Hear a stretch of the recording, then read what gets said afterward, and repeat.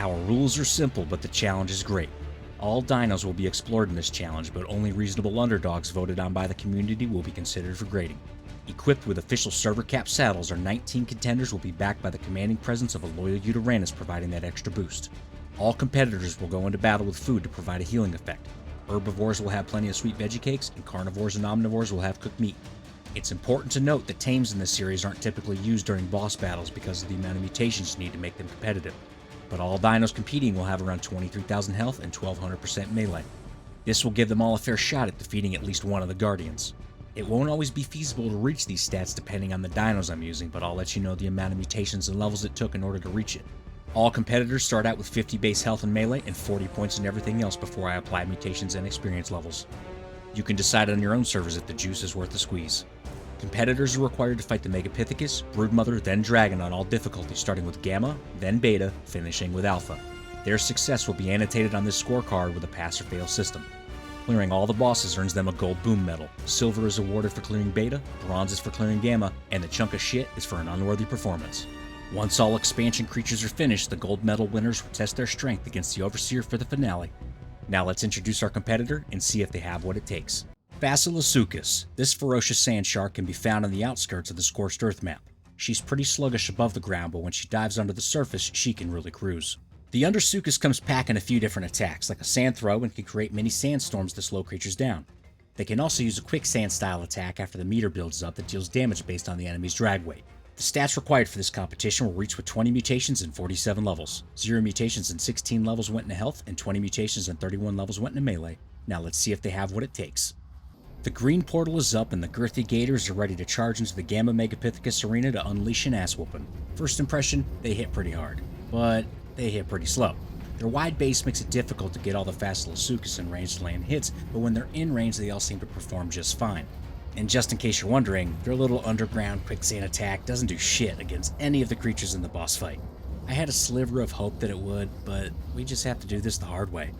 Even with the slow attack, the Gamma Megapithecus is no match for the Undersuchus and they earn an easy pass. The Gamma Broodmother is up next, and I will admit that the Fasolasuchus is really sluggish and it's 5 times worse when they get hit by the webs in this fight.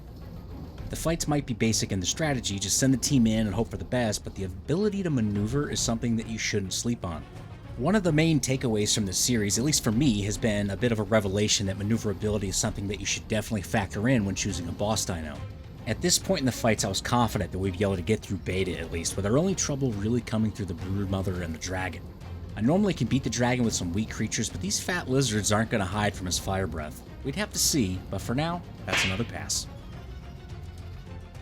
The Gamma Dragon is up next, and it's actually been a few weeks since I've done this, and it shows how careless I was. The whole team got hit with fire right off the bat. I mean, come on, am I trying to lose? Maybe I just care too much about Commander Utes, and I just can't bear to have him be cloned and resurrected again. He's running low on brain cells, and at this point, his brain is the consistency of grits. Just as I suspected in this fight, we wouldn't be able to utilize the toe strategy, and the Undersuchus was going to be taking a lot of hurt. I wound up losing a couple of the competitors, and that doesn't bode well for the beta fight. Maybe I'd be able to pull something off, but for now, the Gamma Dragon is put into the ground and the Undersuchus earn another pass, clearing Gamma. Blue portal time means beta time, and the Beta Megapithecus is up next. I am once again requesting that wildcard buff the Megapithecus. The Krusty Crocs have no problem dishing out the herd on this guy. I even tried doing the underground attack again, but nope, it doesn't work. The Beta Megapithecus isn't a difficult fight, but the increased speed has given me some issues in the past in regards to attacks landing.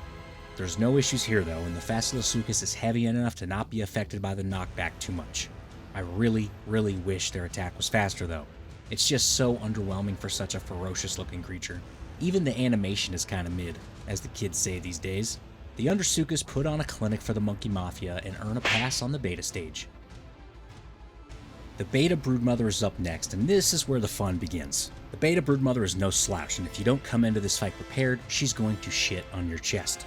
The size of the Undersuchus doesn't help against the dragon, but I actually prefer large creatures, kind of like this one, against the Broodmother, with the caveat that they can actually maneuver.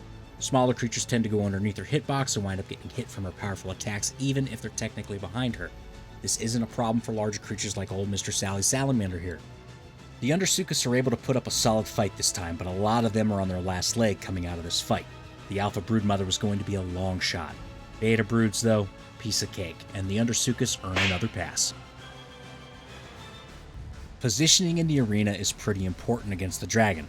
During this beta dragon fight, I struggled with it a bit.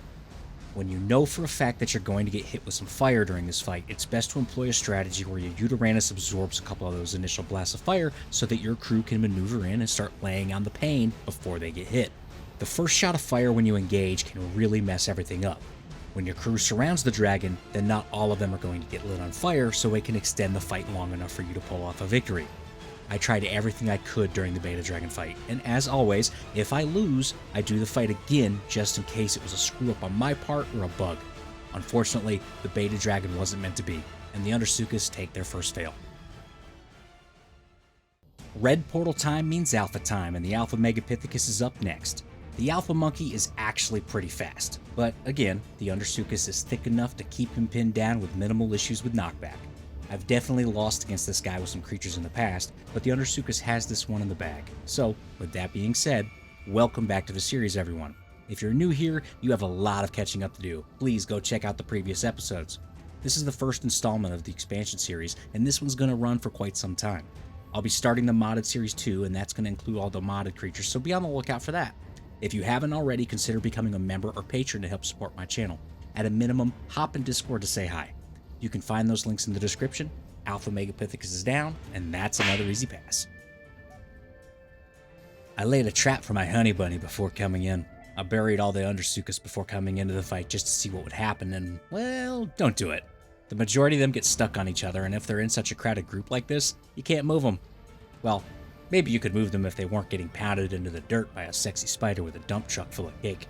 I know we left on bad terms, and I know it's not a good idea, but I've been so lonely. I missed my Spadussy so much, and I'm glad I'm back, baby. During the fight, I threw her a couple winks and blew her a few kisses, but she was stone cold. She clearly hasn't gotten over being a cheating bitch, and I mean, come on, it wasn't even my fault. She's the one who can't keep her laced panties on. I mean, I haven't been the best towards her, but at least I don't have 5,000 children from God knows how many daddies. I'm gonna win her heart back. Maybe it's the abuse I like. Maybe it's the challenge, the chase. She makes it difficult, but I'm gonna get me some of that juicy booty again. You wait and see. But for now, she's angry as hell and beats our ass, handing us a fail. Heading over to the scoreboard, the Undersuchus cleared the Gamma stage, so they get a bronze boom medal. With this being the start of the expansion series, we're going to have a long way to go before we hit the finale. But there's a lot more to come in the Underdog boss battle series. We have modded creatures coming soon, and I'm going to be doing a series on the Mana Core as well. If you haven't had the chance, please go check out my Scorched Earth series. I'm doing a hardcore no flyers playthrough, and it has been a blast so far. I hope you enjoyed this episode. Please consider subscribing if you haven't already to help this community grow. Thank you for watching, and I'll catch you on the next one.